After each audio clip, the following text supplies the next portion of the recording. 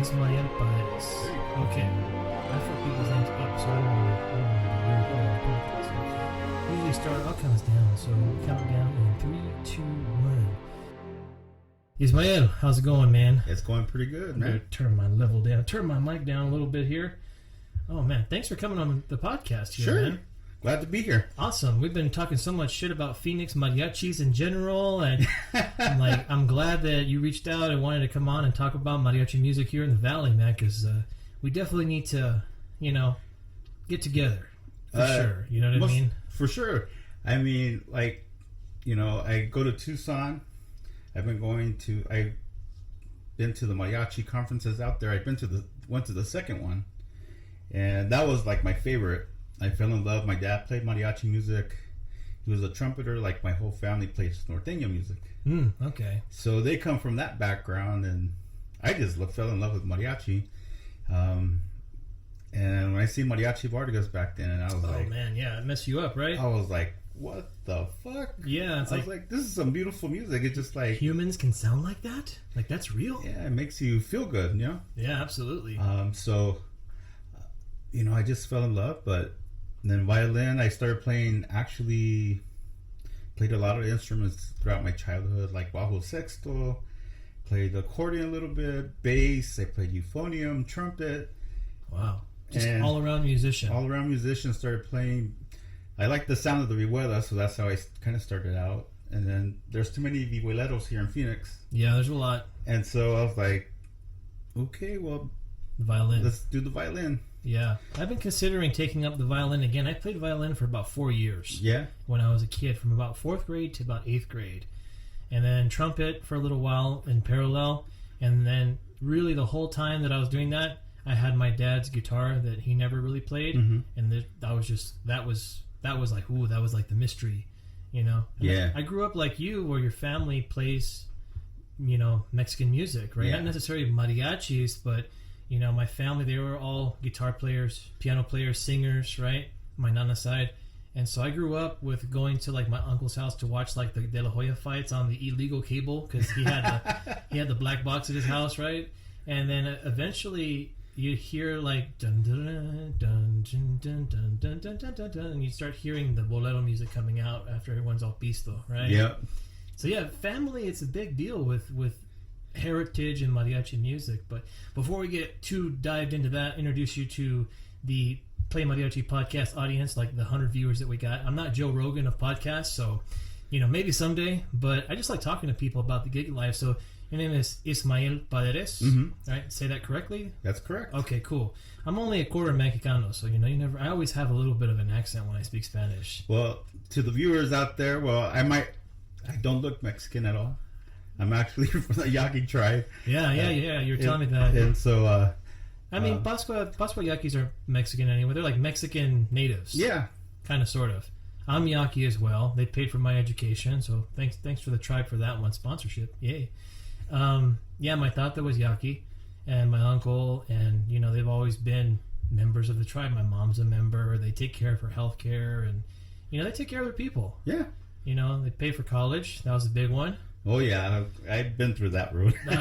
Paperwork is a big one, As I tell a lot of our students, it's like, the key to success is just filing paperwork on time, guys. Like, all you got to do is be on time with your shit, and you're going to have a real easy ride. Yeah. But some people just can't get with that program. Yeah, it's a difficult course sometimes. I mean, you'll go off, and it's hard to get back on. Yeah, I've slipped a few times when I was in my college years. Joined a fraternity. Yeah.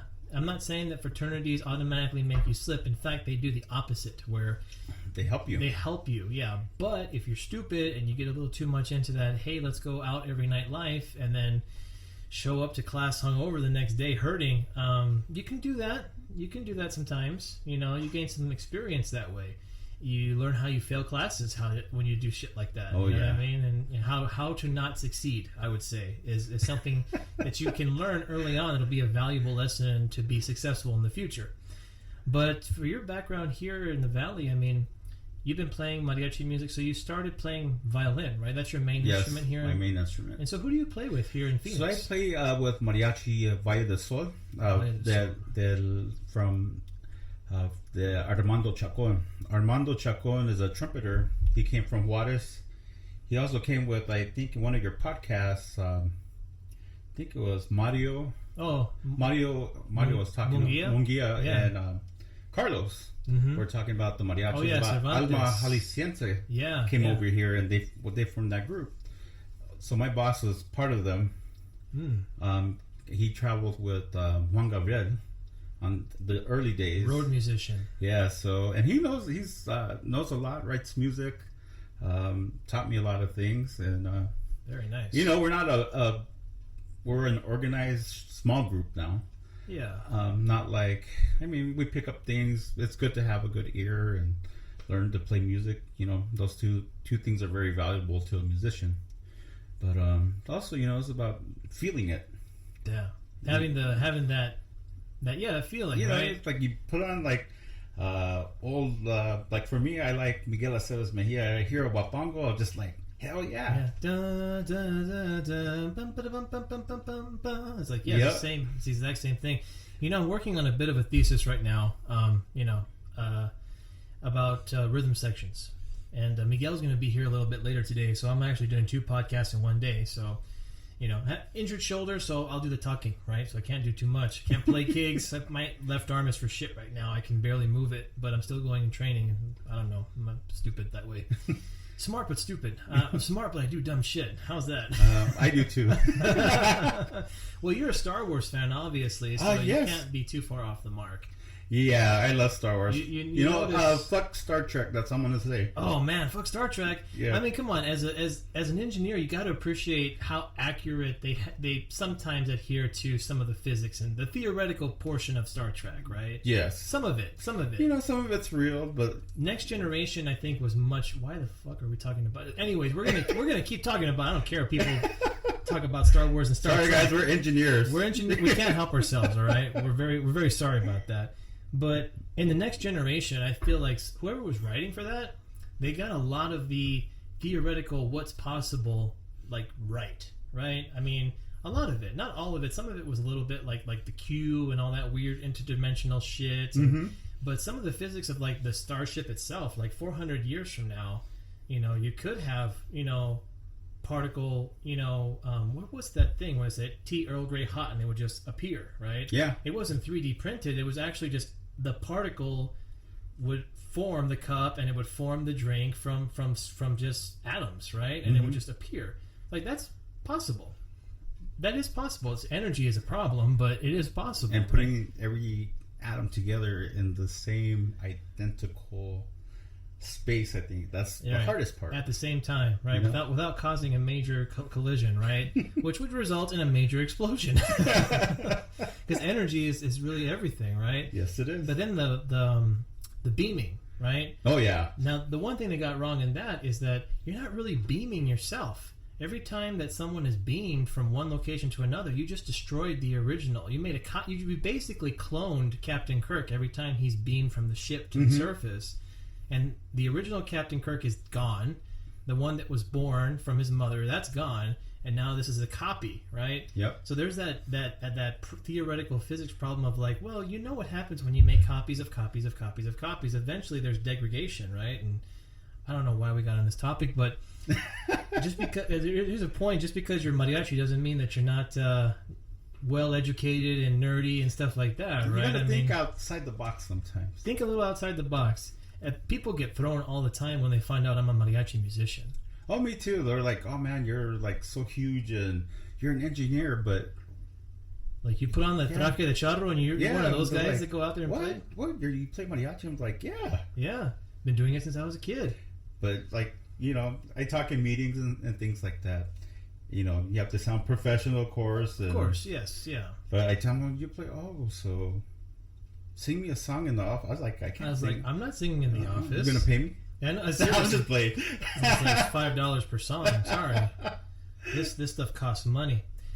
So anyway, for Phoenix, I'm just gonna be real. Like, we just kind of just met today. Yep. What is the deal with Phoenix? I have not. There's Mario is one person that I really like. Mm-hmm. I actually like him and his brother and his dad and their uncle Fidel. I like them. I don't like many people. I like them. All right, they're pretty cool. I like Carlos, Cervantes, and all those folks, and then a few other people that I've played with here. But then a lot of people I don't like. Yeah, I just don't like them. A lot of them just have attitudes. That's what I don't like. It's just like it's like I can fuck you up, right? The way you're talking to me right now. I mean, like when I go play with other groups around here, like I speak a lot of English, yeah, of course, and most of them speak Spanish, right? You got that, but it should be about mariachi and helping each other out. But some of them was like, no, follow me. I want you to play this way, and I was like, I will follow you, but you don't have to talk to me like that. Yeah, you don't have to talk to me like I'm your understudy. I'm not your fucking intern. You know what I mean? And you don't even talk to interns like that. And it's kind of rude. And there's a lot of people, well, some mariachis, I would say. I get along pretty much with everybody here. But a lot of them just come off with that attitude where I'm better than you are. I came from a mariachi scene or whatever. Like in Mexico, they came here and they studied a lot of mariachi. I'm glad you did. Yeah. I was like, I'm willing to learn something from you. I'd like to take something from you. I gave people when I first came here 2 years ago, and I know Miguel from Tucson. Right? So he's 4 years older than me. So when I was a freshman, sophomore, getting into serious mariachi music, he was a senior graduating. Right. So he's like a lot of my peers today. He was like someone you looked up to. Right? He was one of the guys. Okay, I'm gonna take his spot next year. He's leaving. I gotta be at the same standard, right? There's a lot of those in Tucson. Like every 4 years, there's a set of people that just come out and they're on fire. They're on, they're together. They know well, they're green as shit. We all were back then. But when you're a kid, you're like, they know everything, right? And so I always looked at people and say, okay, well, there was a couple of guys here. They came from Mexico. I'm like, fuck, maybe I'll learn something. Maybe they were an understudy to like Jesus Rodriguez. Maybe they were one of Chente's road musicians. Maybe they have an amazing repertoire and toolbox of technique that I could gain from. And then you start working with them and they just don't have even what you have sometimes. And you're like, oh, shit, okay. Well, no big deal. I'm not trying to judge. Yeah. We're at a similar level here. I might, a little bit more, a little bit less. Fine, no big deal. But then you get that attitude where it's like, well, you have to play in my time. It's like, what are you, fucking Whiplash? No, I'm going to play in time, right? Because I've spent 20 years developing a time, right? Practicing with a metronome, and every time you're singing and playing, or every time that you're playing along another thing, you're out of time. Like, do I need to pull the metronome up on my phone and be that piece of shit? No, I'm not going to do that. But I can tell, right? And you get some of that attitude. It's like, pues que tú sabes, you don't know anything. I'm like, yeah, I know a lot of shit, bro. I've been doing this for a long time. I didn't suffer through the U of A School of Music and learn from all the people that I learned for just to have you shit all over the music. Yeah. That's what gets to me. It's like, are you even taking this seriously, man? Because you seem like the person in the gym that knows everything, that thinks they know everything already, right? Like, I train jiu-jitsu. There's nobody in the jiu-jitsu school that's like, I know everything. We're going to have a 30-year black belt professor, 5-stripe black belt master, whatever, right? He still has the mentality of, I'm always learning. I'm always learning. I can always gain something, right? Yeah, I mean, you have to be like that. Open-minded, and like being an engineer, you have to keep your mind open and say, hey, what's going on? What's the new technology out there? Right. It's the same thing. Is there a better solution? Is there this? There are still rules, though. There are still rules. Like, and this is another. There's like a balance, right? Like, you have to have the open-mindedness, right? And like, well, what's possible? What could we fix? What new tech is out there?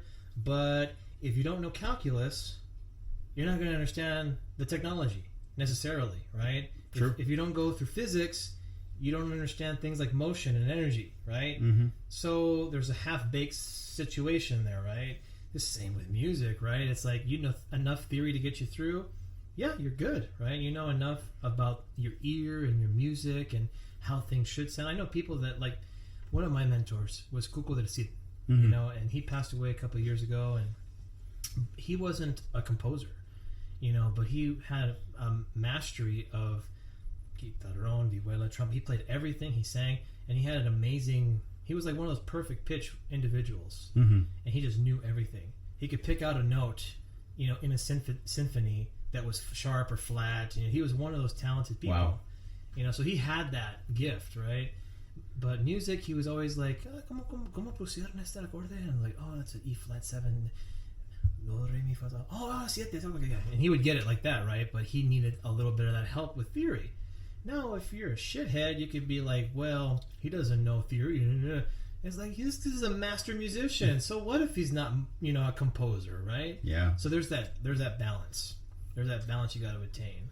And it's interesting, Bo, but it's just, my only thing about Phoenix is I know there was a group that tried to be like a big show group back in the day, right? And I don't know exactly what happened with that. Is it because there's a venue, we're gigging every weekend. Yeah. I've never made as much gig money in Tucson as I have in Phoenix.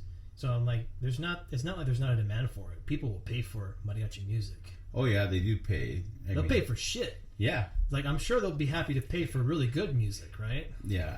I mean, back in the day when I started playing, I would say professionally, that was with the Mariachi Aguila. I've heard of them too. That was yeah. Marcelino Cervantes. Yeah. I started with them, and we had a core group of people. Even Juan de Noperi would come down here and play with us, and we would have 4 violins. We had like 3 classically trained violins. I was probably like one of the only ones that wasn't classically trained. But you're soaking it up. And I was soaking everything up. I was like, how do you do this? How do you position this?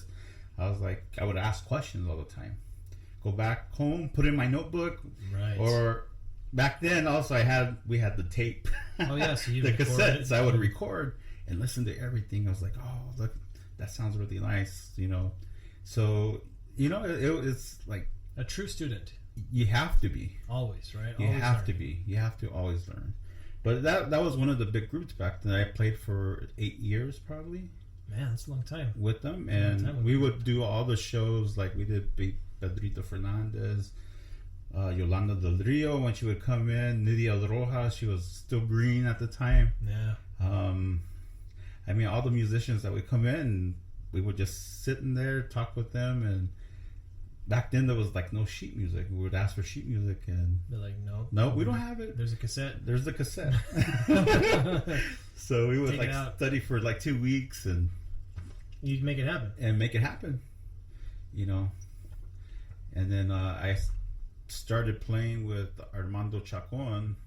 Armando Chacon was in the group already, but we kind of like separated, and I wanted to go back to school, and I think we formed Mariachi Valle del Sol back in 2000, I want to say. Interesting. And you guys have more or less like a full set. I saw some videos you had mentioned, so I went to YouTube to see, and you guys had like decent, like 6 or 8 people. Yeah, we had, originally we had like 12. You had a full group. We had a full group. Man, it's tough. And then we, what we charged back then, I think we would get like $25 an hour. Yeah. And but some people don't like that shit. They can't handle for the art, right? Yeah. And I mean, I used to love it. We would all go, and we would play like whatever the people wanted. No show tunes. Once in a while, just to showcase the group. Right. But everything was rancheras. They want to hear songs. Yeah, they want to hear songs. They want to hear canciones, man. They don't want to hear cascabel. No. I'll tell you that. It's all rancheras, boleros, corridos. Antonio Aguilar, all the movie things. I did a podcast just last week, and that was pretty unexpected and amazing. Thank you for everyone who was on that. But, we had some kind of legendary people in Tucson, and that's what they're talking about. They want to play. They want to hear that music, right? Those old school songs, and it all comes back to that, right? So you can play every arrangement that Nuevo puts out and all the Vargas stuff, and that's pretty dope. But if you don't know the Chente tunes, the Antonio Aguilar tunes, Charo Avitia, if you don't know those songs, you're lost, right? Exactly. If you have to have the repertoire. So that's what I noticed in Phoenix is most everybody has a good understanding and knowledge of the songs, of the repertoire itself, right? The technique sometimes is where that's where you run into problems. Start to I'm like, okay, so there's a bit of a divide, right? Yeah. So I gather that 30 years ago, and Carlos was talking about this a little bit, it wasn't like that. It was pretty well across even you know, between guys that were in Tucson and guys that were in Phoenix. And at a certain point, it's just... Yeah, it just like... split.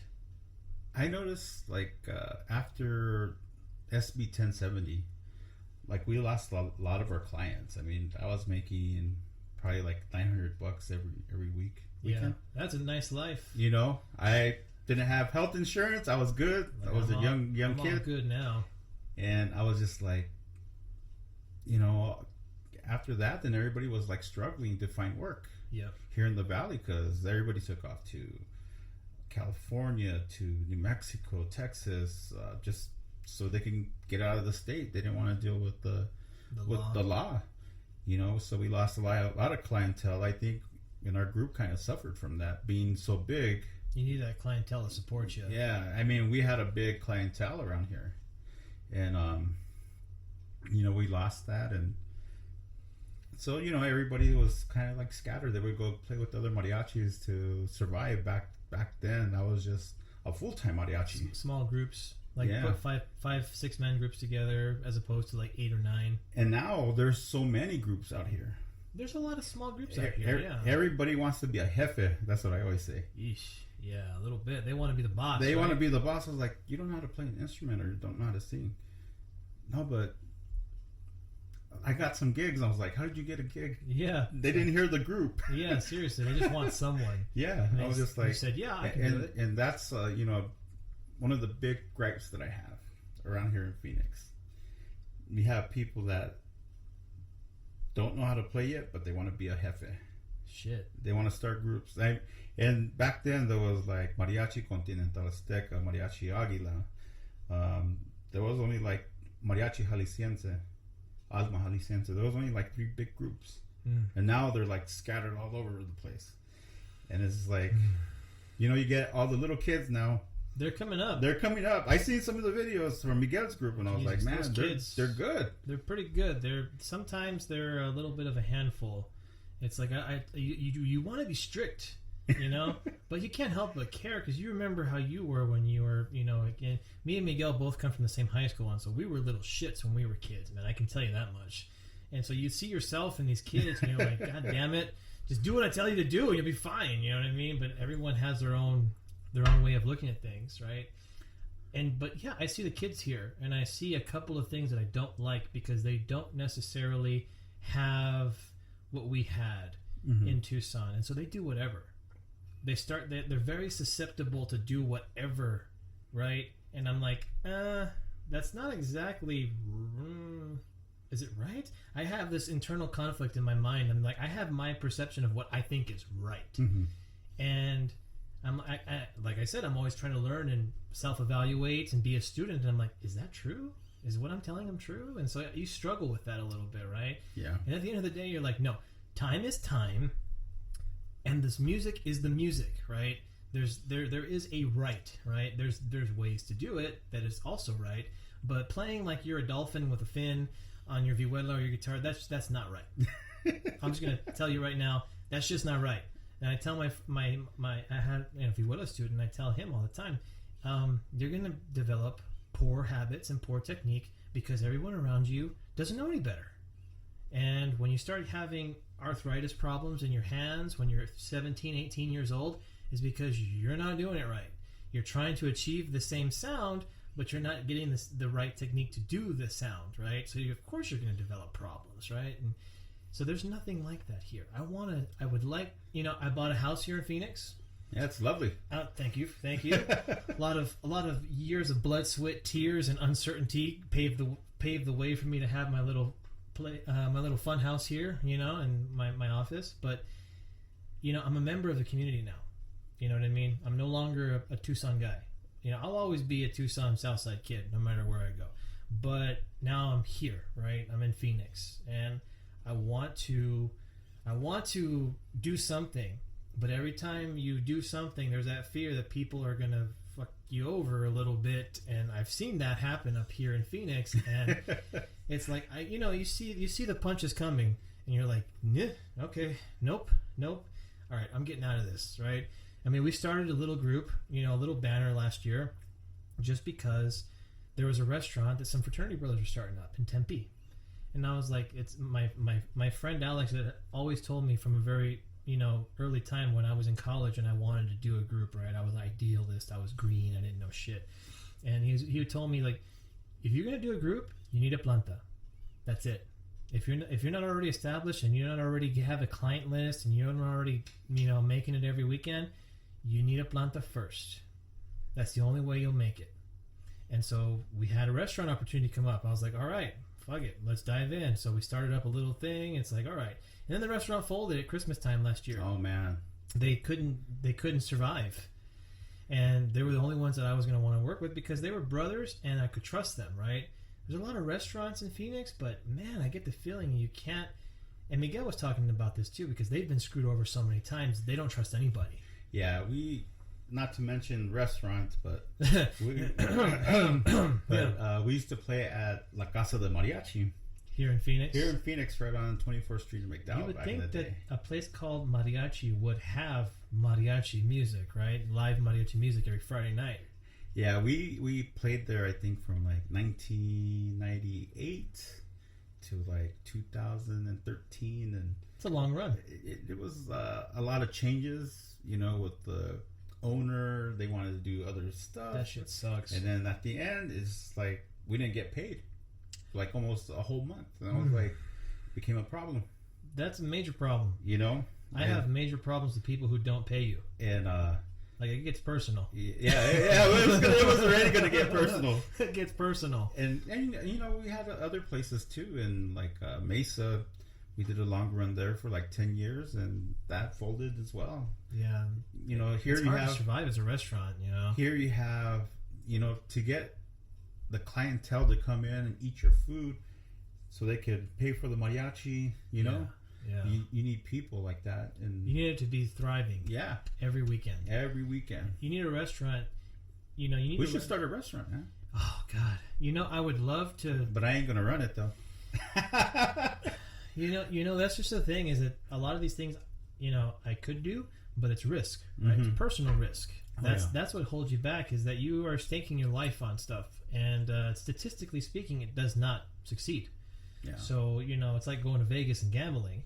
I mean, a restaurant, if you can have people in your restaurant on a Tuesday night because of the food and the atmosphere, that's a thriving restaurant, right? That's when your dinner hour and your dinner service on a Tuesday night is full, your Friday night is going to be full, right?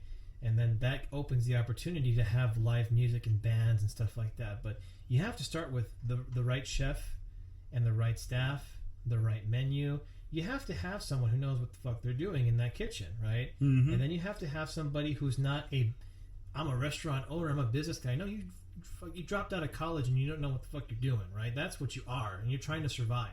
Not judging you, right? Not judging you. There's plenty of people that never went to college that are very successful. That's not what I'm saying.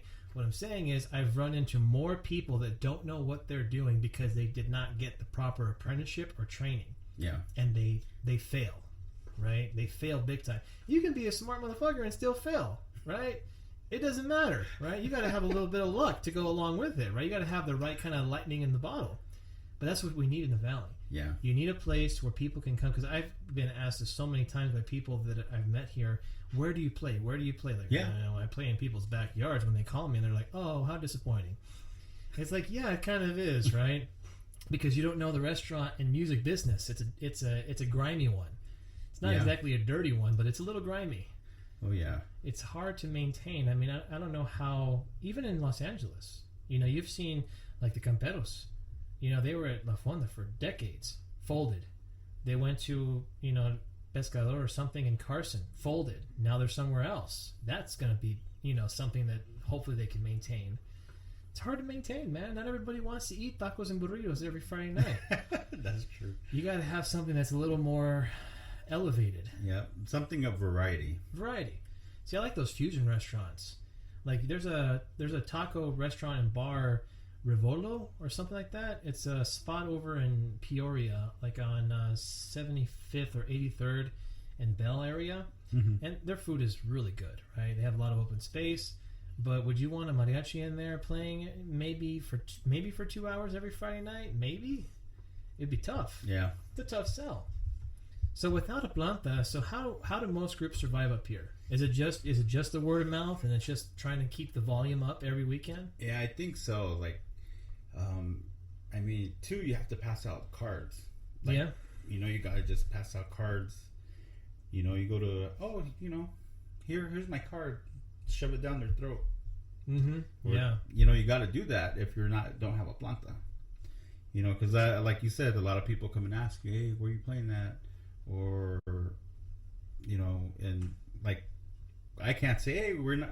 Don't you guys play at the casino still? Like, no, we don't. We're done. Folded. Another one folded. I have two ideas that statistically work. They don't work forever, but I've seen groups thrive, and I'm very hesitant to say it on this podcast because I know there's sharks out there listening, and they're gonna go steal my ideas. You know what? I don't give a shit. Good luck, motherfuckers, if you can do it. So here's my first thought, right? And I really don't care. You need a planta. Yep. You need a Friday night. Mm-hmm. You need a Friday night, and you need to have a Friday night at a place where the owner is not some shithead. Okay? Proper businessman, not a pushover or businesswoman. You know, we're modern times, right? I would actually prefer to work with a lady than with some dude, because women typically tend to have their shit together, right? They tend to most of the time when they're running a business. Guys, it's 50-50, right? But you need a Friday night. You need a group that can support a good Friday night 2-hour set. In a group, 5-6 guys maybe 7, right? If there's enough space, that has the sound and that has the presentation and the repertoire, right? So yeah, you can play all the sones and all the real fancy mariachi shit, and you can play cumbias or whatever people request, right? And make it sound good, right? And give people a good time. You need a Friday night. If you want to make money, here's my idea, my fellow mariachis in Phoenix. Let's see if you guys can do it. Good luck. You need a misa every Sunday. You need one. Because if you, in this city, there's a lot of Mexicano people. They all go to church, and they all have weddings. But what do we got? Now the Catholic Church, though, they don't. Some of them now you have to ask for permission just to have them at your wedding. Yeah, to have any mariachi in the Catholic Church here in Phoenix. Fascinating. So the diocese in Phoenix doesn't like it? Nope. There's a big reason behind that, because I'm curious. Please tell us. Because back in I want to say it, in the earlier period, you would get mariachis that would come to play at church, and they didn't know what the heck they were playing. Okay, that's a problem. So that kind of made the road to not having mariachis in churches here in Phoenix. Shit. You need to know that mass. So we come from Tucson. Kids from Tucson play mass every frickin' Sunday at 8 a.m., at 10 a.m., and at 1 p.m. every Sunday. So we know that mass. We know it 6 different ways. We get sick of that shit. It was so funny. I got hired for a mass with Mario, and he's looking at me and Miguel. Like, you guys, he was nervous. He was just like, you guys got it, right? And me and Miguel are looking at each other. What the fuck is he so nervous about? Like, yeah, we got it. It's fine. We know all these songs. We play a 2-hour misa in Tucson sometimes, and we know every song for the 2-hour misa, and it is stifling. It is just you sitting there playing for 2 hours of church. It is not fun, but we know it. We play it well. You know, that's one thing you have to have is you can't have 5 guys in there that don't know the set. Yeah. You don't know the cues. You don't know the prayers. You know, I'm not even religious. I still know I've known the mass better than some padres have known the mass themselves. I'm like, he just messed that up. That's the wrong prayer. That's the wrong thing. He just screwed up the mass. You know, he's sending the offertory too early. I'm like, man, this guy doesn't know what he's doing. But that's my. If I had 5 guys come to me and say, hey, we want to start a group right now. What are we going to do? And then my business mind starts taking over. I'm like, okay, guys, if you guys want to do this, we need to solicit. And I know people that will solicit.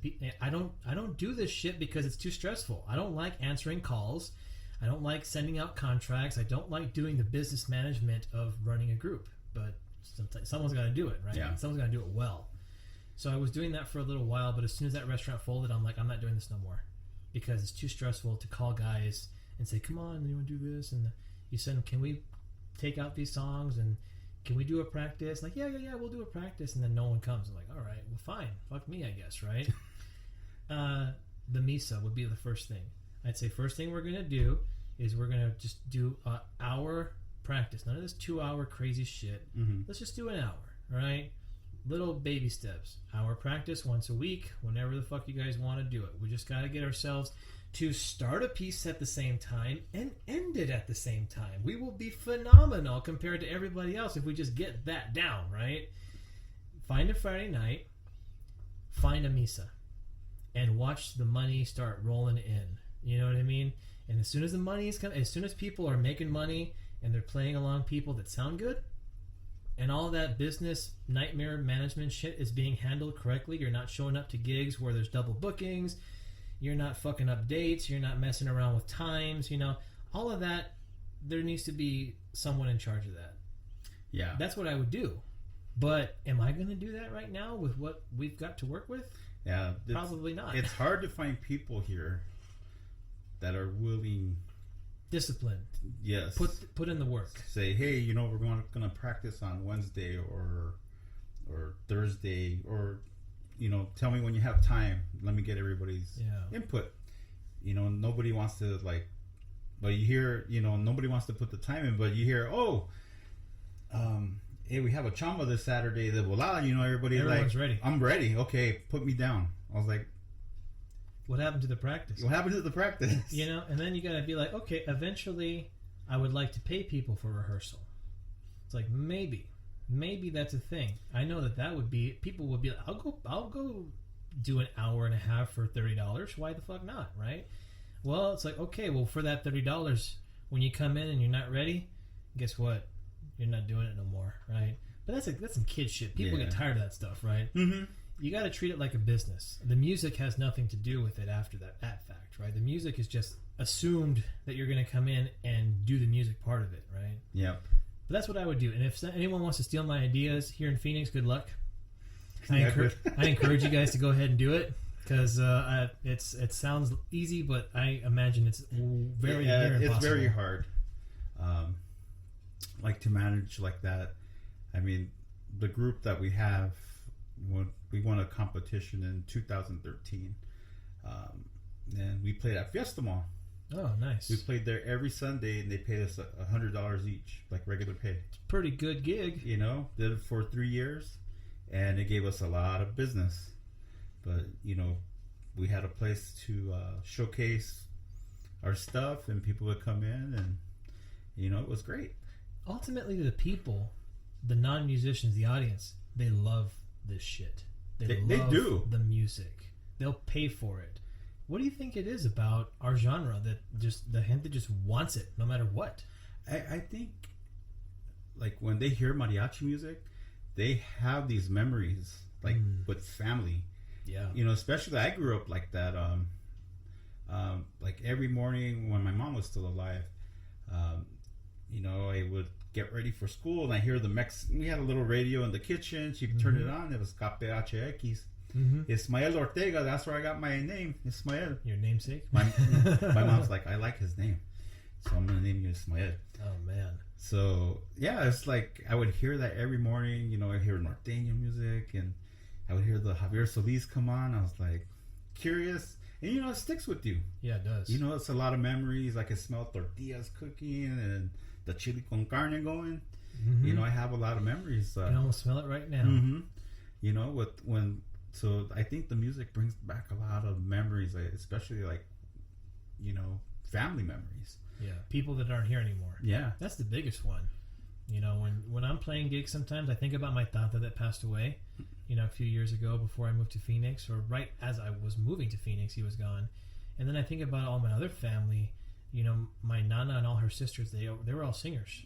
They could all sing. And my nana plays piano. Or I don't know if you saw the last podcast, but that was her playing. I see it. That was her. Oh, wow. And I was just like, can you play something? And she's just like, no. I'm like, I'm not going to film you. I just want to hear it, right? I want to put it in the intro. And so she starts playing, and she even played for Steve Carrillo and all them. That was freaking awesome. And that was real fun. But that's how I grew up.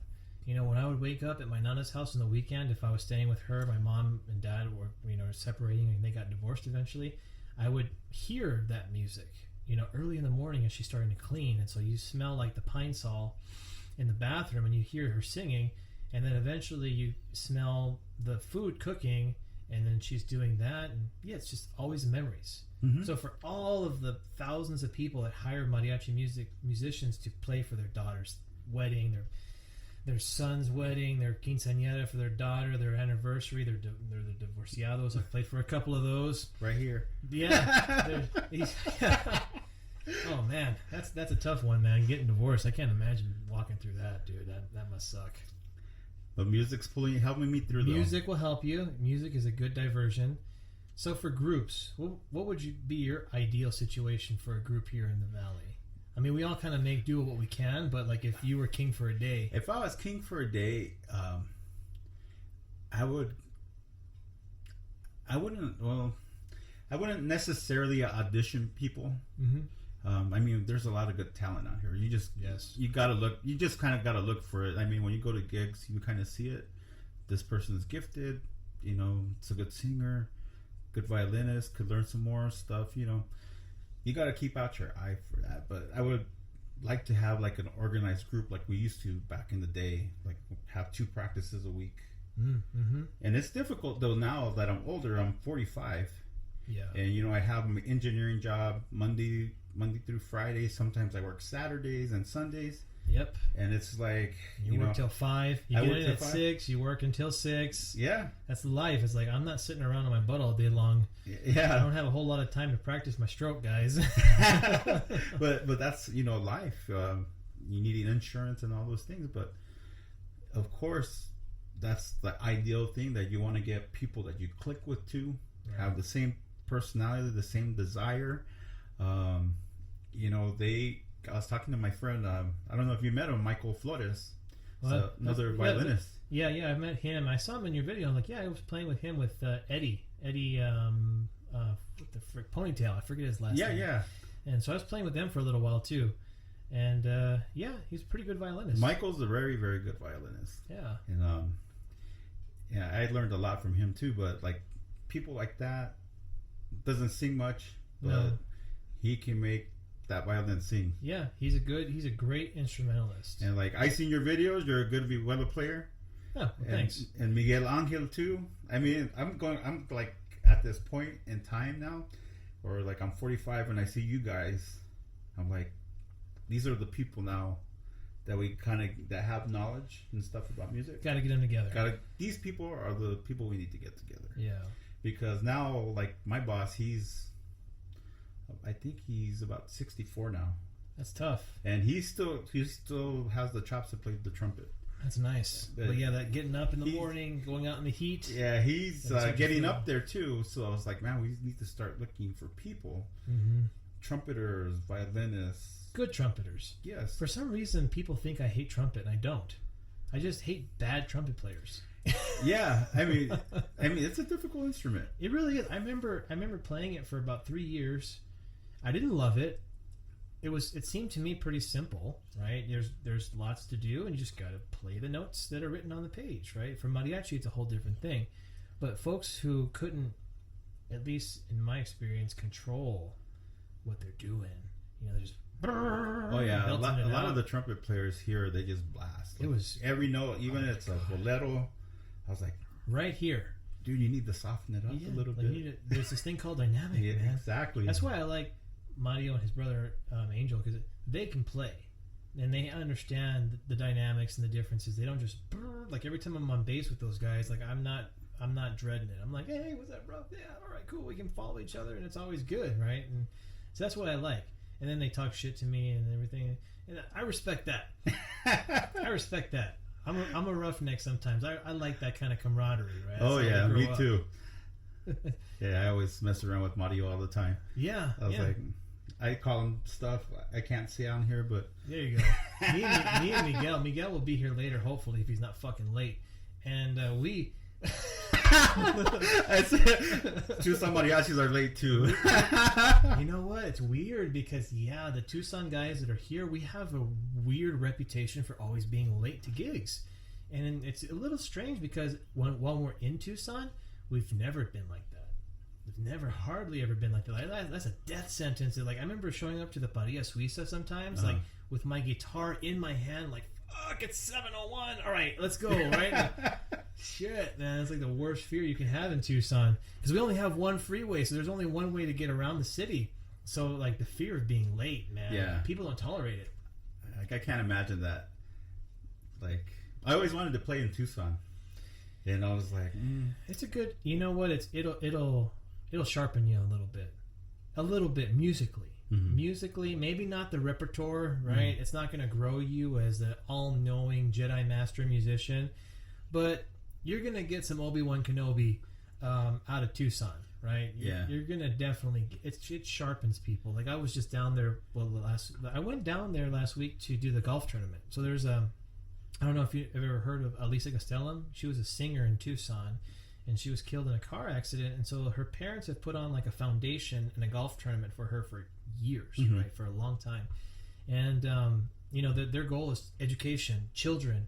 Like, if you're a student and maybe you come from a situation when you're not entitled to a scholarship like we were, right? We're Yaki. They pay for our college. It's like sometimes God just works on your favor, right? And sometimes He's there for you, Well, most of the time He's there for you. But sometimes He's really there for you, right? It's not everybody has that. So they provide scholarship to students that want to go pursue their dreams. And I was just there for that.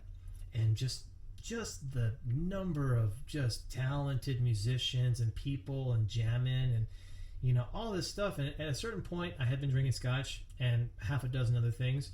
And I'm not exactly sure. I'm sure that moonshine was in the mix somewhere. Oh, so you had some Wakanora, huh? Yeah. Oh, yeah. wow. Someone was passing around a mason jar. I don't know who it was.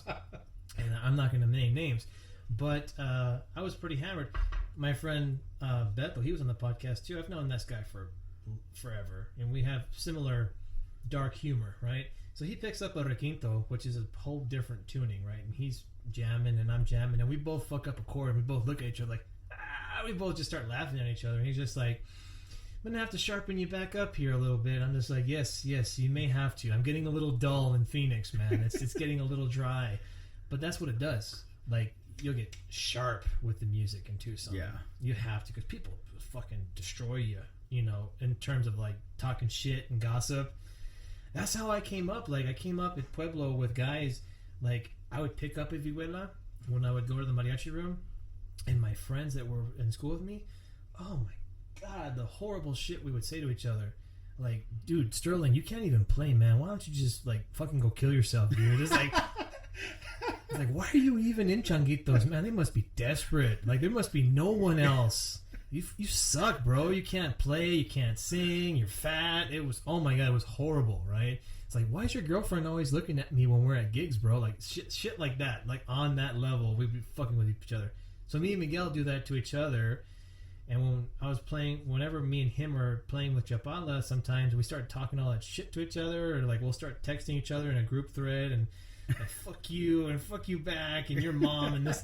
And Mario and his dad are on those threads, and they're just like, oh my God, these chamacos, man. I'm just like, I could see Mario's dad. Ay, chamaquitos. Yeah, it was pretty bad. I forgot my audience for half a second. I forgot it wasn't just, us, right? I'm like, oh shit, his dad is on this too. Sorry. I tend to say things sometimes. I was bullied as a child. That's what I was telling a friend of mine. I was like, you know why I'm such an asshole? Because I was bullied. That's pretty much why. I'm just like, Jesus. So for being a violinist, I mean, I played violin for 4 years. It just wasn't inspiring to me. I don't know why, but the guitar, like just the sound of the guitar, and like, so for being, playing the fiddle, like what drew you to that in mariachi music? Well, I started playing, I guess, like every other kid in the 4th grade. You know, so I started practicing, and I would always listen to my dad's LPs, Mariachi Vargas, Fiesta in Jalisco. It's a good album. You know that album? Yeah. I would listen to that all the time. I think I probably scratched it up. My dad had to go find another LP. Got to eBay that stuff now, man. But I would put on the earphones and just listen to that stuff. And like I said, my dad took me one time to go see Mariachi Vargas. It was the second Tucson Mariachi Conference. And back then, Mariachi Vargas, when they had the Garibaldi, they used to play outside. Yep. On the stage. So I saw Mariachi Vargas play, and I was like right up front, and I was like, damn, you know. And I got to meet like all the old violinists that were back in the group, and I still love them. Yeah, you know, that was the beginning when when Linda Ronstadt made her Canciones de mi Padre. You still have all the old violinists that were in Mariachi Vargas that were still there that day when I went to go see them. That were, what was the harpist? What was his name? He was I'm blanking right now on names because he was the leader of the group along with Ruben Fuentes, right? Before Pepe Martinez took over the direction, right? I don't think it was. I forget what his first name was. I know his last name was Vargas. It wasn't Silvestre. No, it was another family member, right? But then you have the Martinez family that comes into Vargas with Nuevo Tecalitlán, right? And they start intermixing. So you have all of those folks, you know, and then just the one-off players that all came from Mariachi Chapala in Jalisco, right? So you have Humberto Molina, you know, that dude. Oh yeah, he was still there. That dude, badass. I got to meet him playing with Cuco because him and Cuco were compadres, right? So we went to LA and he was retired out in there, and I still have this really cool album. Like he made like a wooden box with like his picture on it and signed it, mi amigo Jason, and he did it for all of the members of Valencia. I still have that somewhere. It's like coveted. I don't know where it is. I don't know where half my shit is since I moved into this house. All kinds of awesome shit. It's in boxes somewhere. But those guys, right? Those original like 60s and 70s violinists. Like I just fell in love with them. You know, I was watching Canciones de mi Padre this morning, and I was just like, this is the mariachi I love right here. Mariachi Vargas. I was like, they all had their mustaches, well, most of them. The little Mexi stash. Yeah, the little Mexi stash. Like see Pato in the back. Just jamming away. Shit. He's like, I do whatever I want want to do. Back there, you know. Those are the legendary. Yeah, Santiago, see him out there with the guitarón. I was like, man. Part of my thesis is like, how does an armonía section supposed to sound? That is one classic example. Like, if you're gonna emulate anything, start with that. Like that's your 101 course on mariachi music is that era of mariachi. That is what you want to be. Yeah, exactly. Like, I mean, we have Sol de Mexico. You have Mariachi Cover, Mariachi Nuevo Tecalitlán. I mean, they're all different mariachi styles. Like, Sol de Mexico is the more jazzy, classical. You have lots of chromatic movement and lots of modulation, which is cool. You have Nuevo Tecalitlán. They're just like in your face. Yeah, power. You know, lots of power, but correctly done. Right? Mariachero, you know. Yeah. Then you have Cobre. I like their style too. Super organized. They pick an arrangement and they stick it. And they stick the landing. And it sounds beautiful too. Yeah. You know, like the harmony, the melodies all together, they all melt together. Yes. You know, you listen like La Barca, for instance. That's one of my favorite songs of Cobre. I still have bum bum. And you have everyone playing the same chord. Yeah. Playing it correctly, right? All down to the guitar, the vihuela. Everything harmonizes, right? Everything is in there. Yeah. Man. It's like, I think you're saying that there's only 3 CDs that they ever made. Right. But I listen to them all the time. Yeah. It's like you said, that's Tucson. That is Tucson. I listen. Yeah. Tucson. When I listen to that, it's Arizona for me. Yeah. I'm back home. And you know, guys from AZ, and you know, this is what I would love to see. It used to be, from my perspective, that Tucson guys would spread out, right? Because there's Tucson influence in Sol de Mexico. There's Tucson influence Mariachi Vargas. You know, there's Tucson influence in Camperos, right? There's guys that play in Chicago. There's guys that play in New York. And a lot of it is Tucson, right? Yeah. Born, raised Tucson. You know, you get to drink that arsenic water in Tucson, not from those polluted wells from Hughes Aircraft or whatever it was in the 60s and 70s, right? You get a little bit of that in your bloodstream, but it just breeds armonía players and violinists and trumpets, you know, and all kinds of stuff, and it's spread out all over mariachi music. It's like, I would love to see it not just Tucson but Arizona. Yeah. Right. When you're a Texas armonía player, you're not just El Paso or San Antonio. You're a Texas mariachi player, right? When you're California, your influence is Galleros and Mariachi Chapala and Mariachi Los Gallegos de Perro Rey, and now Sol de Mexico, right? You're a California style mariachi player. it would be good to have that Tucson, Phoenix, AZ. This is what we are, right? Mm-hmm.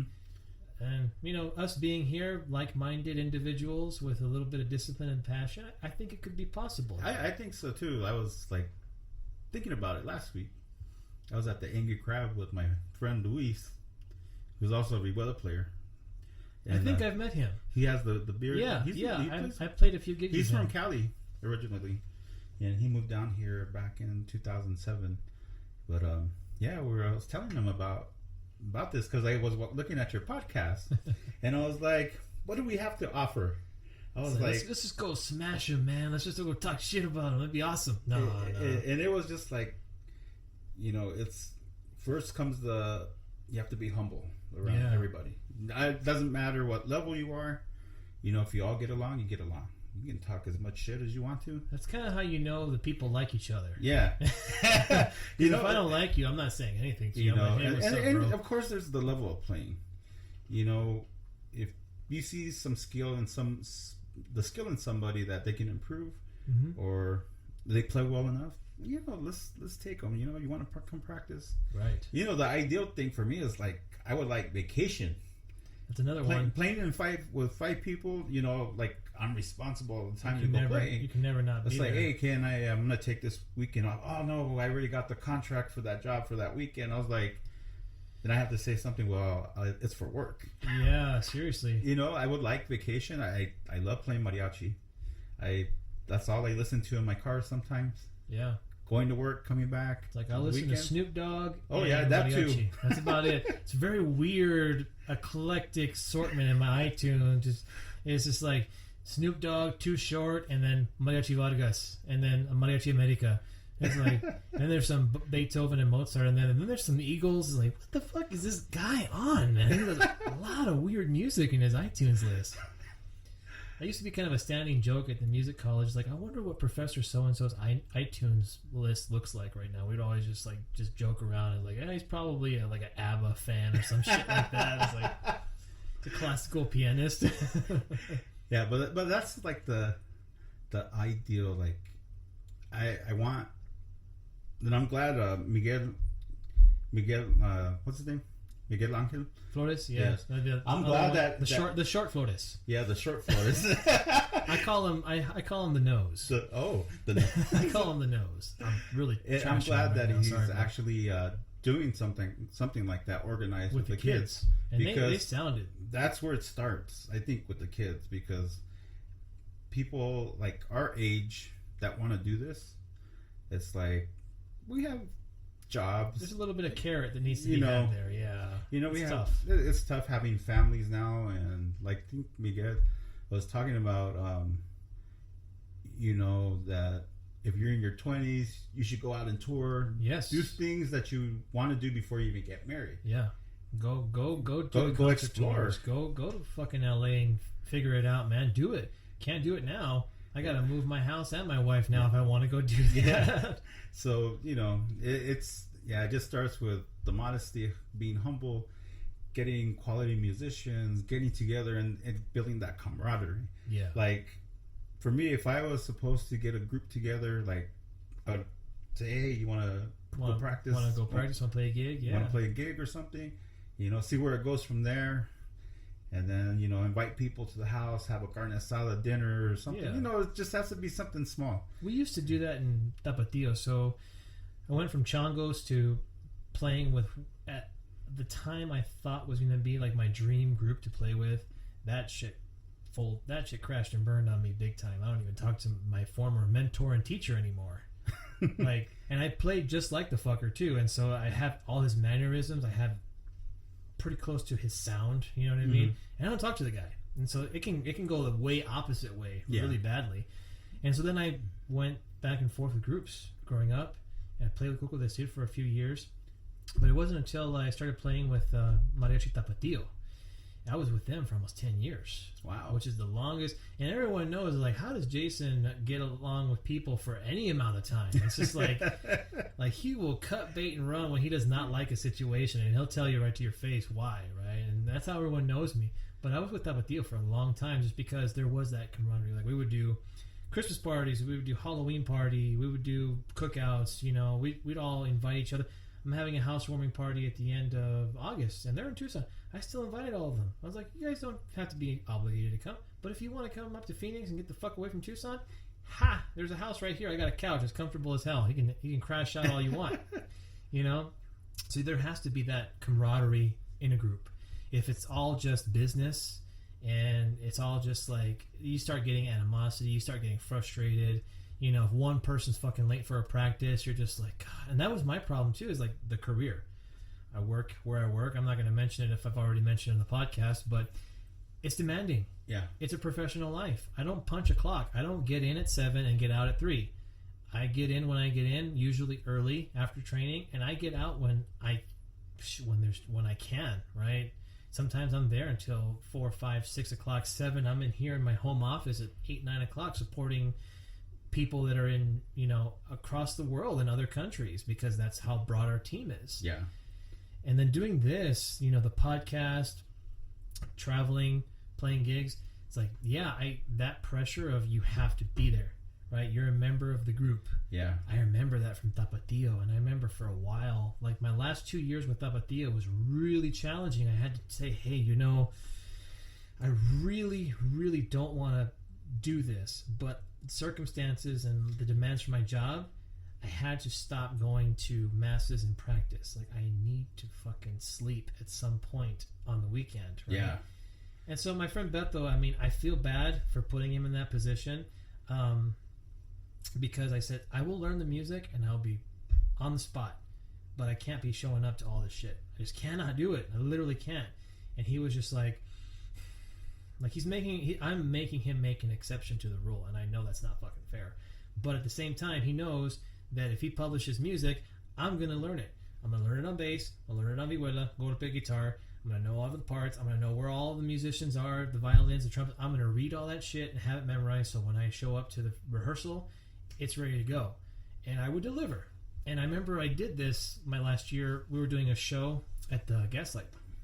I was getting married, super stressed out, right? I'm like, I am at my limit right now. And our bass player couldn't be at rehearsals, right? And so I kind of sensed like, okay, Davenport, let's see if I'm getting my money's worth here, right? There was a little bit of that. It's like, you have to play bass now until he shows up, and then you're going to be on guitar. And so he was depending on me. And sure as fuck, got that bass and knew all the parts, and I'm playing it, and I'm fine, right? So that's the level of commitment. You have to be willing to sacrifice if you want to do things, right? Yep.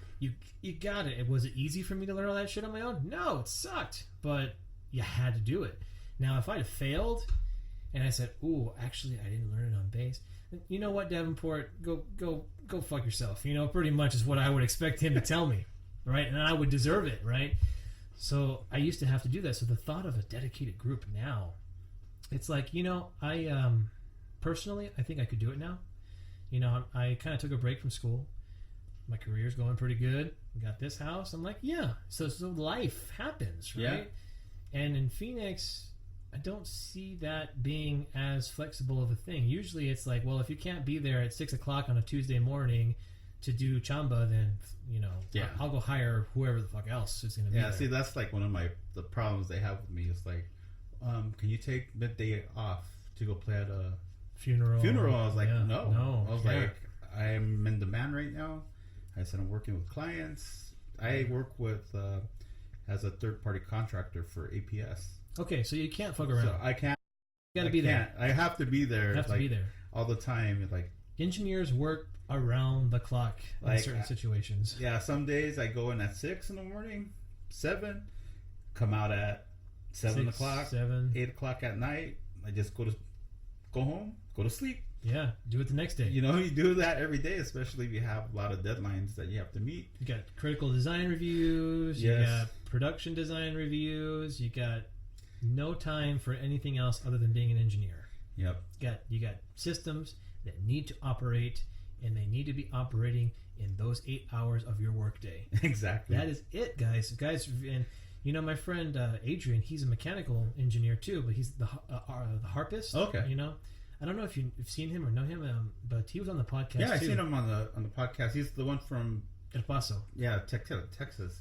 Yeah, he's a pretty chingon guy. He's a real fun guy, and that's the life too. It's like he loves it though. Like that's that thrill of I'm doing tests, doing this, doing that, and then I'm gonna go play 6 hours of chamba, and then I'm gonna travel here. I'm gonna go teach there. I'm like, how the fuck does this guy have the energy for this? I think if you're younger, you do have that energy. Oh yeah, you do. Yeah, like definitely. I'm, at the age where, man, I just want to work. I just want to work and go home. Home, and I do I like to have some self-care, I guess. Yeah. You have to have that, especially, when you're a professional out in the workforce. You'll get fat and you'll get unhealthy. It's so easy. I see so many engineers and they just let themselves. I just sit there and I eat. I feel like I'm in college again. Right. It's like what the fuck did I do all that for? I'm not getting anywhere in life.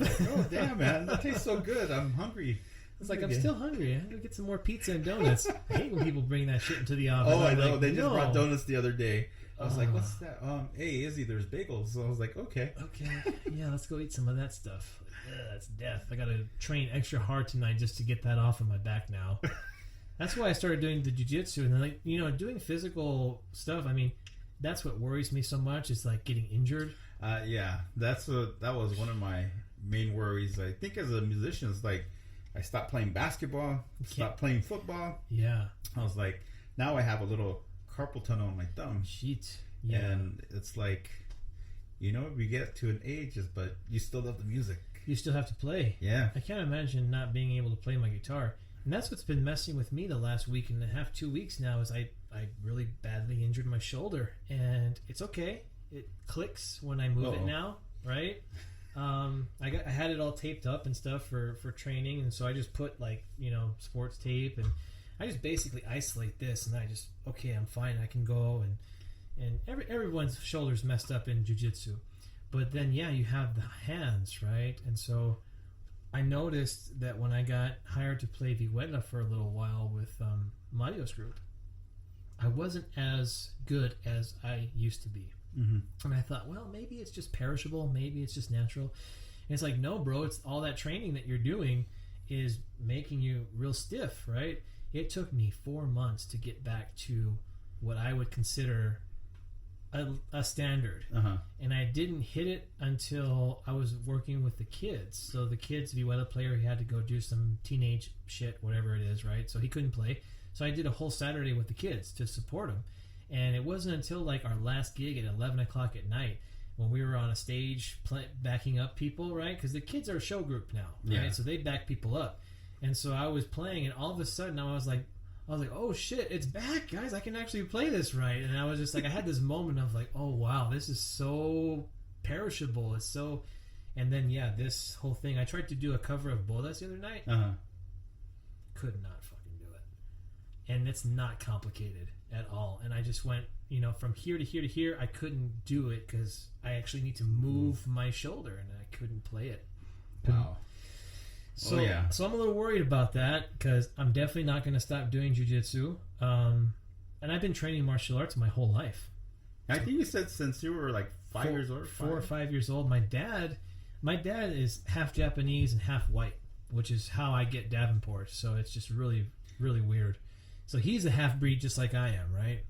And so he grew up mostly in Hawaii. Uh-huh. His formative years were in Hawaii, and he started learning Kyokushin karate.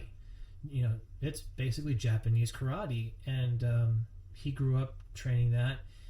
And because he was a half Jap, half white kid, you can imagine in the 60s and 70s there's a little bit of racialness going on there, where it's like he's not really Japanese, but he's not really white. So you're going to get some shit talked to you from time to time, and occasionally with our Davenport temper, you're going to say, well, let's fight. Let's go ahead. And I was like that when I was a kid too. Someone would say something to me, and I'd say, all right, I guess I'm going to fuck you up now and be in a fight, right? Not good. I don't condone violence now as an older person. Let's just get that straight. You should never resort to violence just because someone says something to you. But when you're a kid and you do that, it happens. Yeah. It can happen. So I think my dad realized that because by the time I came along, he was already a black belt. He had been studying karate, judo, jiu-jitsu, all the Japanese fighting styles, wrestling, a little bit of American wrestling. And growing up in south side of Tucson, we lived in Midvale when they got their house. And that's That's a fucking Midvale and Tucson is that's a rough part of area, right? It looks nice, but there's a lot of wannabe gang activity that goes on in that area of Tucson, right? South side. I think he realized that, my son is a half Mexican, half Jap white kid. He's gonna get fucked with, right? And he's a big kid. I was always like this. And so he started training me when I was really young. He would put me in headlocks. He would put me in real bad scenarios. He would start, sparring. He's like, okay, I'm going to punch you in the face because you need to know what it's like. It's like, I'm not going to knock you out, but you need to know what it's like to get hit because you might get hit someday, and it's not going to be from your loving dad. It's going to be from some guy who wants to hurt you. And so, I got unflinched at a very young age. I remember he just came in and just went, pop, and I was like, whoa. I was like, okay, so I know what that feels like now. So I was never afraid. I'd always get into some people's face, and I'm like, all right, let's go, because you're going to punch me. Guess what's going to happen next? I'm going to punch you back, right? And so I did karate, little kid karate. I was a fat little Mexican kid, so I sucked at soccer and everything else. Then jiu-jitsu, and then by the time I was a teenager, I started boxing at a Mexican boxing gym. Oh, wow. There is no other boxing other than Mexican boxing, man. Those guys know how to fight, and they know how to teach you how to fuck people up with your hands. And I did that from when I was like 15 all the way to college. Wow. All the way to college. And I loved it. I loved getting in there. It's like boom, boom, boom. I was like, all right, I got my couple hits to my face, and I'm ready to go. And I just get in there and start mixing it up with dudes, and so I've always been doing that. But when I went to college, there's no need for any of that shit, right? And there's no time for it. There's no money. No. I can't afford gym dues. I'm a college student. I'm broke. So I got away from it for a long time. About 10 years. Wow, that's a long time. It's a long time. You know what sucks? Is that if I'd have gotten into Brazilian Jiu-Jitsu then, I'd be a black belt by now. About 10 years average. I would have taken my whole 20s and just would have studied that whole art. And now I'm 32, and now I've been at it for a year now. And 4-stripe white belt, it's not this really ain't anything, but it's not nothing either, right? It's a 4-stripe white belt, But you know something. That's the thing. I might be able to choke out maybe 90% of the population on any given random population.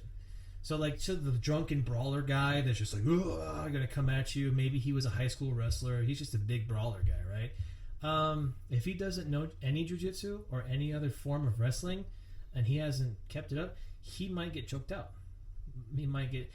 When I was a kid, it used to be, I might light you up with my hands. I'm going to either break my fist or I'm going to cut you and I'm going to get arrested. And there's evidence when you light somebody up with your fists, right? Because your hands are all bruised up. Their face is all fucked up. The cops know exactly who did it, right? Mm-hmm. When you have a little bit of jiu-jitsu, it's called the gentle art for a reason. Because I'm not bashing your face in, right?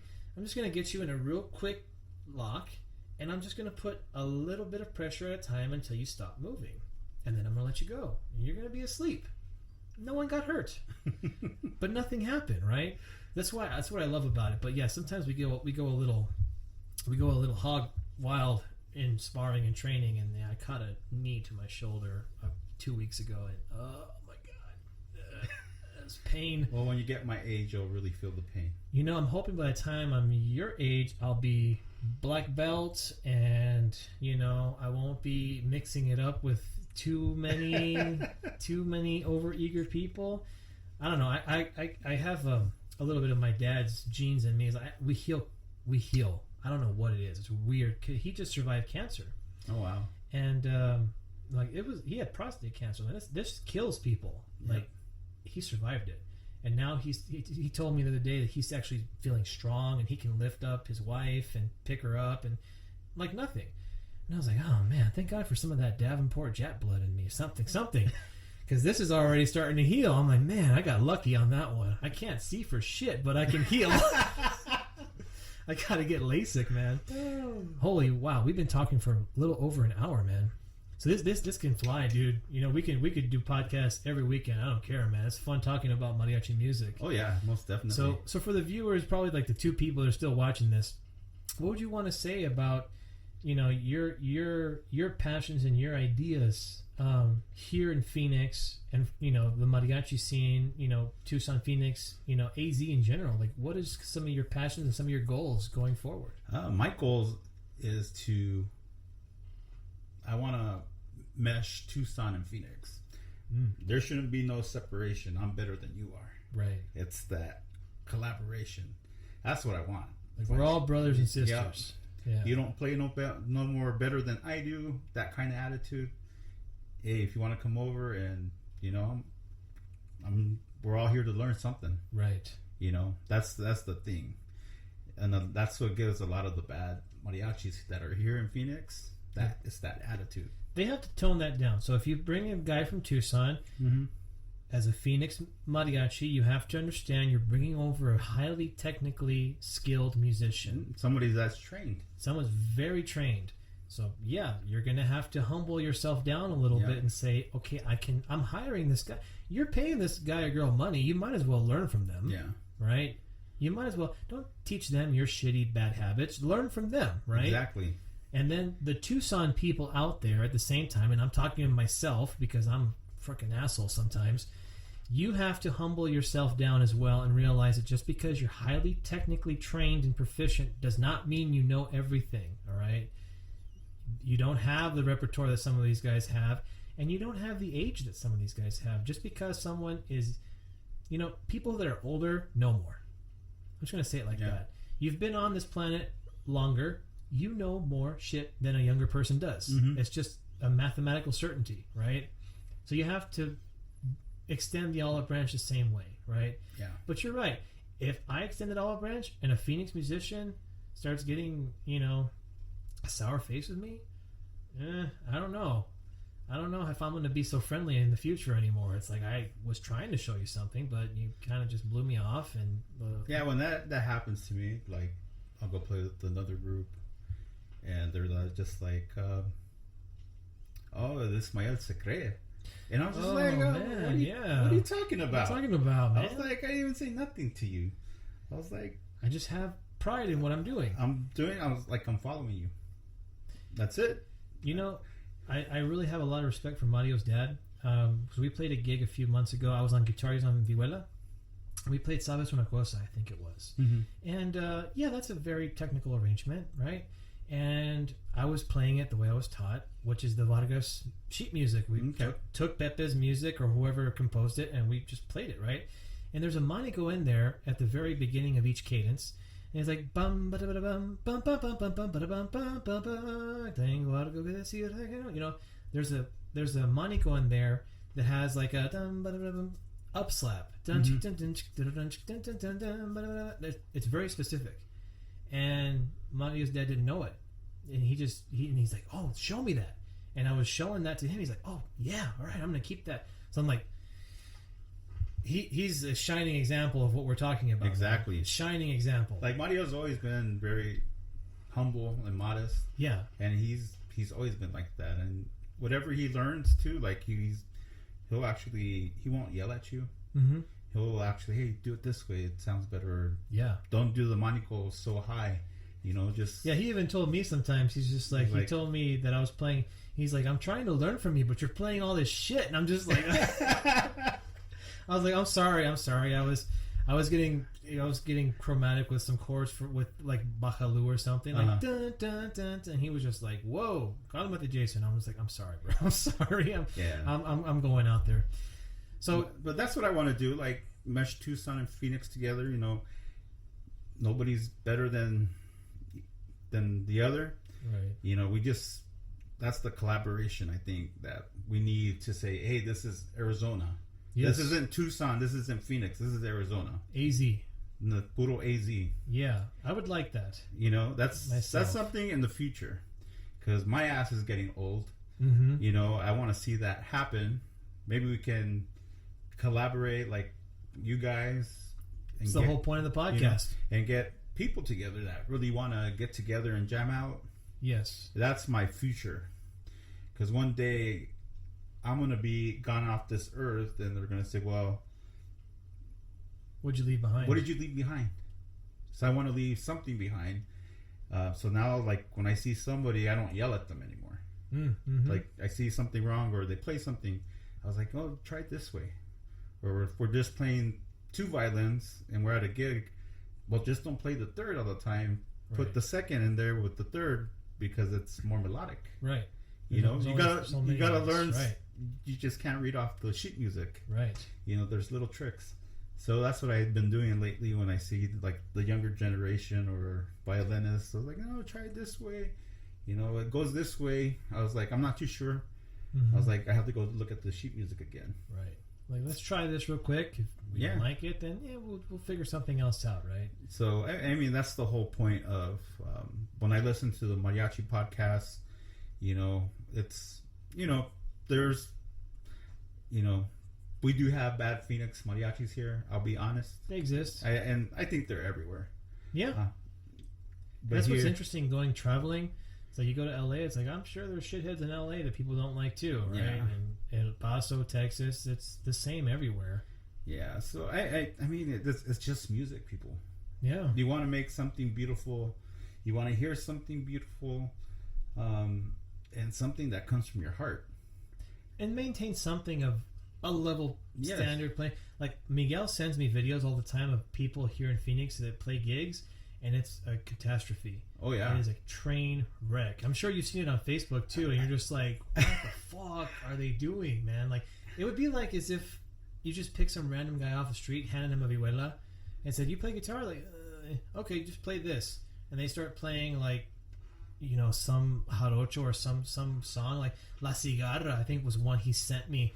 And there was a guy playing vihuela, and he's just like... Oh, I think I seen that video too. And the guitarron player, I'm pretty sure was one of the relatives of Carlos, I think. Miguel was telling me who it was. I can't remember. And he's getting fucking pissed. He's getting so furious that he's starting to strum on his guitarron like the manico, and he's just like... He's losing his patience, right? He's succumbing to what we're talking about that we want to avoid. Now, for me, that's my challenge. Now, when I see that, I used to be like, it sucks. I'm funny. It's like, well, what would I do if I was playing a gig with him? Yeah. It's like, would I turn into that angry person, or would I just be like, hey, you know, maybe just or how would I handle it, right? It's like, I don't even know. And the person that we're talking about. Oh, you know this person. I know this person. Oh, okay. I'm not too familiar. And I played a gig there with them. I'll just say interesting at a place. Okay. And being a violinist throws you. It threw me way off. Like what am I doing? I got so upset where it's like, okay, I can't play the arrangement now. Yeah. I can't do this. We're behind. You know, He's and not now up. the singer's off, and I'm just like, because you sing as well. Yes. So for a singer, and I don't want to keep you here all day, but we can go as long as you want to go. So we bought a new camera, guys. So as you'll notice, the camera hasn't shut off right now. Shout out to my mom for sponsoring the PlayMariachi Podcast. All right. For a singer, you need an accompaniment in that rhythm section. Oh yeah. And you can't be thrown off by that, right? So how do you deal with that here in Phoenix? I imagine it happens quite often. Like me, I'll be honest. Come on, I'll turn around and I will give you the look. Like, fuck. Like, hey. Like, I'll give you the look. Because, especially like when you're singing the falsetes and wapangos, everything needs to be on 1, 2, 3, 1, 2, 3. You know, it has to be on time. Right. You know, and then, you know, you can cut them off, put the little scissors back. Yeah. Like, stop, give them the signs. Stop. Okay, stop. But some of these, you know, you listen to the rhythm section. I was like, yeah, what are you playing? Nothing. Like I hear people trying to play like the jarochos. Yeah. And I was like, what are you playing over there? You're not playing the jarocho. I'm like, you're just going up and down. You're not making. Yeah. You're making the guitarron go off now. You're going. I'm like, whoa! What the fuck? This is not a drum line. What is going on here? But yeah, it's sometimes a big problem, and especially like the tempo. You're seeing like a ranchera or a corrido, you know, and it's just 2/4, and I'm like, dude, and they delay. And it's delayed. They delayed like bump. I was like, what the fuck? I was like, just play it straight. I was like, everybody has some type of inner metronome. Yeah. or lack thereof. Lack thereof. So when you're trying to give cues, right? This is one challenge I've had, and when a person is giving cues incorrectly. So like I've had a violinist here in Phoenix will give cues like this, and it's like that's not the timing, bro. Like you are rushing way the fuck out there, and then I'll play your cue, right? So if someone gives a cue like, I'm like, okay, dun, dun, dun, dun, dun, dun, and he's just like, that's too fast, it's too fast. I'm like, bro, why are you giving cues if you don't even understand the concept of time? Yeah. Right? And I've had to have conversations with people. I was like, hey, tell you what, I really know what the fuck I'm doing, so why don't you just let me play it with your bass player, and then you can sing it, and we can adjust, right? Mm-hmm. Don't count me off anymore. You're not my musical director, all right? You're not fucking Pepe Martinez. Just chill the fuck out, right? Mm-hmm. And I will play it in time. If you want me to play it faster, okay, no big deal. But then I've had guys go like, I'm like, what the fuck are you doing? Did you see the performance that, Mariachi Vargas came to town a few months ago, right? Yeah. Did you see that performance of the guy with a cowbell? No. Oh, Jesus. It was, I don't know how these guys got through. So I don't remember what mariachi group it was, but it's a younger group, right? And that's a full set. They just went to Albuquerque, I think, and they were backing up this female singer. I'm pretty sure it's her husband that's on stage with a cowbell. And he's directing them like this. Like, I'm like, who is this tool that is directing this poor mariachi group? I'm like, I don't think I could have handled it. Because he was literally directing them off time. And he's walking around them doing this. And he's not even facing them. I'm like, who the fuck are you keeping timing for? Like, the group is back here, and he's walking around the stage like this. And I'm like, what universe is this guy in? And I've come across a couple of violinists, here mostly, where it's like, that's not the time. Not just violinists, but some people that give you cues. I'm like, that's really off time. You want me to play off time? And then I start thinking like, man, I'm going to start to suck pretty soon, because if we're not playing in time, majority of the time, your timing starts to go off, right? But as a good person, you have to sometimes just roll with it, man. Yeah. I've had to do that. And when I first came here, I wasn't like that. I would stop playing in the middle of a fucking song. It's like if I felt the violin section was really rushing me, like during like some song or something, and they're just going way too fast, and I'm like, and they're going in and out of time, so they're going fast and slow, and I don't know what to do. So there was a gig where I literally just went in the middle of the dominant chord on A7, and they're still playing, and I'm just standing here like this, waiting for them to figure out what timing they're on. And then when they went back to tonic, then I started playing again a little bit, and I was having kind of a shithead moment. I've not always handled myself well. Well, that's happened. That's happened to me too. Like, especially when you get a company people that think they know how to sing. You get those singers. Well, that can, and it's just like, I want to put my arrangement there. I want to make you sound nice. Yes. The background. And then it's like, well, okay, I'm just gonna stay silent. Well, like, is a singer like a performer, like a solo artist that's trying to be a solo artist, or is it just like a random client, right? Random client. Okay, yeah. Those are tough. Those random clients that want to come up and sing, it's like, man, sometimes they're great. Yeah. Sometimes even if they're off key a little bit, it's like, that's not too bad. It's a party, and have fun. But then sometimes they're just like, they're either drunk or just really in their own world. Yeah. And they're all over the place, man. I mean, usually it's a rhythm thing, but violinists, how do you guys handle stuff like that? I mean, do you just sit there like this and like, okay, well, like when something happens like that, I look at the other one, my partner, whoever's playing with me, and I just give them the look. I was like, I tell them in the ear, we're just gonna play the beginning, right, the middle, and the end. Yeah, don't do any fills. Don't do any fills. Some people I've seen are stubborn. They'll do the fills. Yeah. And the fuck you, I'm playing everything.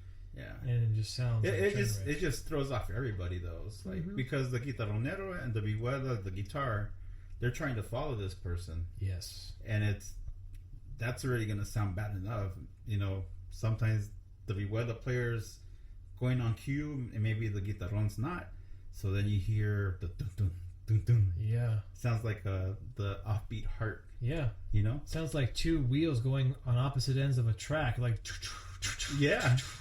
It's like, okay, so we can't recover from this, can we? Right? Yeah. Like, like Naticano used to say, I met him once, and he's like, just make everything simple. Yeah, simple. Don't go overboard. No. Simplicity, right? Yes. So, see, I think that saying something like mastering something simple, it's actually really hard. Yeah. It's actually really challenging. I mean, there's a saying that one of my role models, Bruce Lee, is an idol for me, right? Mm-hmm. And so there's one thing he always says, like, I don't really fear a guy who's practiced 1,000 different kicks. I really fear the guy that's practiced one kick 1,000 times. Because more than likely, he's going to kick you. You know what I mean? More than likely, he's going to get that kick through. And that's kind of the whole idea with mariachi music, too. Is like, yeah, get those simple, arrangements, those simple articulations, those simple patterns. That's all I practice. Yeah. That's why I started doing my YouTube channel. Because those simple exercises, whether they're helping people or not, that's what I was taught. Like, I didn't make any of this shit up. This was handed down to me from several different armonía players in Tucson, and they all played the same stuff. And I look at guys like Zombie's, another example, right? Yeah. The same shit. He has the same exercises way better than mine. Let me just make that clear, right? He will play with metronomes in his videos. He has some pretty high-level stuff that he puts out there, right? But some of his early manicos and lessons that he shows, it's the same thing. It's the same thing, but if you don't have that, I see a lot of viola players that don't have that. Some from Mexico, right? Like, what's going on in Mexico that viola players don't have that basic teaching, right? Is like, is it just lost? Is it all here now in the United States? I think it's more here in the United States because there's a lot of students that read music now. Mm-hmm. Because I know back in the day they used to say, they used to have them in. Uh-oh. What we got? Something died. I heard a camera beep. I don't know. It's still going. I don't know. We'll find out. We should probably wrap this up. Okay. So I'm putting my equipment to the test right now. I know the battery's still good, but the camera made a beep. It's like, hey, fucker, I'm still over here. We'll see what happens. But you were real quickly. You were saying about the states and students being here. Yeah, I think that has a lot to do with it. I think back in Mexico, I'm not sure if they do. They probably do have schools, but you'll find that more probably in the city. Right. But not in like the outskirts of little pueblos. Like that. Yeah. But here, I mean, there's a lot of people that want to play mariachi music. I even seen black kids, Asian kids, white kids now, like at Tempe High School. That's my former high school, and I was like, where was the mariachi back in the day when I was a student there? Right. Now I see, different ethnicities playing mariachi music, but it doesn't sound mariachi yet. Not quite yet. It sounds more orchestra. Yeesh. Orchestra based. It doesn't have the flair or the feeling. The style. When I listen to it, it doesn't have that style. Maybe we'll I'll see. Well, like I said, I'm willing to work with and do whatever I can. I'm not saying that I'm some big shot mariachi whatever. I'm just another kid from Tucson, man. But I'll be more than happy to work with whoever wants to work, and especially for kids. Yeah. The only thing I can't do is I can't teach a student that doesn't want to learn. Yeah, that's the only thing I can't do. And unless I'm getting paid a lot of money to do it, it's not worth my time. It's not worth their time. That's the only thing. You know what I mean? Ismael, thank you for coming all the way out here and talking on the podcast. Hope this was fun. Hopefully we didn't put too many people on blast, but that's what happens when we have conversations. We're not even having scotch right now. I'm just drinking water. I know, I'm drinking water. I figured scotch this early in the day. I didn't even know. But usually I have scotch. So next time we do a podcast and we'll talk about some stuff, we'll have scotch. Okay. How's that? Good. Sounds good? Okay. Sounds good. Ismael, thank you so much. For the viewers of the PlayMariachi Podcast, this camera is still on technically, but I don't know. It made a beep. It's got me really nervous. We're going to find out what's going on with this thing. It's new hardware, guys. We're putting it to the test. Thanks for supporting the PlayMariachi Podcast. If you guys want, follow me and us on Facebook at PlayMariachi. There's a website, playmariachi.com. Actually, I have an instrument for sale up there if anyone's looking for stuff. I used to be kind of a connoisseur of instruments. As you can see, there's multiple guitar cases in this room. I might get back to doing that if people want to do stuff. Let's do stuff. Get everyone paid and get everyone fed and keep the tradition alive, right? Exactly. Ismael, thank you so much for coming by, man. Peace.